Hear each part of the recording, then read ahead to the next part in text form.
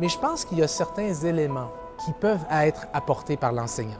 Un premier élément qui est intéressant, c'est que la vaste majorité des enseignants utilisent les évaluations formatives, ce qui est très bien, sauf qu'ils donnent accès aux notes aux étudiants, au matériel. Et ça, c'est problématique puisque ça empêche les étudiants de pratiquer leur mémoire pour récupérer l'information. Donc, il serait déjà souhaitable que les enseignants utilisent certaines notions comme l'importance de pratiquer la récupération de l'information dans leurs cours. Ils pourraient utiliser aussi l'espacement. Vous avez peut-être remarqué que les enseignants, j'en suis un, je fais la même chose, là, c'est assez complexe à changer, mais nous avons tendance à dire, bon, les 3 prochains cours, c'est sur le chapitre 1. Ensuite, c'est le chapitre 2. Ensuite, c'est le chapitre 3. On va parler de telle chose. Quand on aura parlé de ça, on va parler de telle autre chose. Or, il serait préférable peut-être d'utiliser l'espacement et l'entrelacement aussi.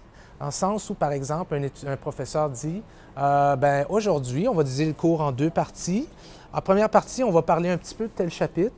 Et puis ensuite, on va passer à un autre chapitre. Puis le lendemain, on reviendra sur ce premier chapitre pour compléter. Donc, en ce faisant, l'enseignant espace l'apprentissage de la matière, il espace la présentation de la matière et il amène aussi de la diversité au niveau de la classe.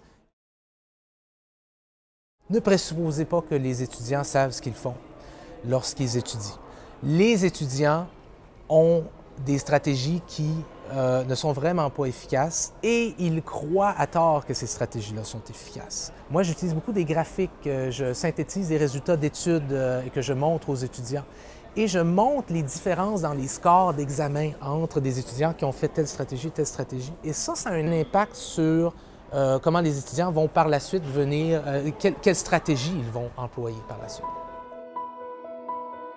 Donc, il serait souhaitable que les professeurs passent moins de temps à exposer, à présenter de l'information à leurs étudiants, plus de temps à aller demander à leurs étudiants de récupérer de l'information.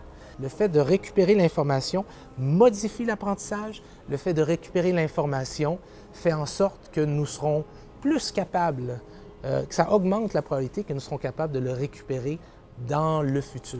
La majorité de l'étude devrait être basée sur ce principe-là, et non pas sur le principe de revoir l'information, de la réencoder, parce que réencoder l'information, c'est bien beau, mais ça ne garantit pas que nous y aurons accès, que nous serons capables de la reconstruire quand viendra le temps. Et c'est ce qu'on souhaite ultimement.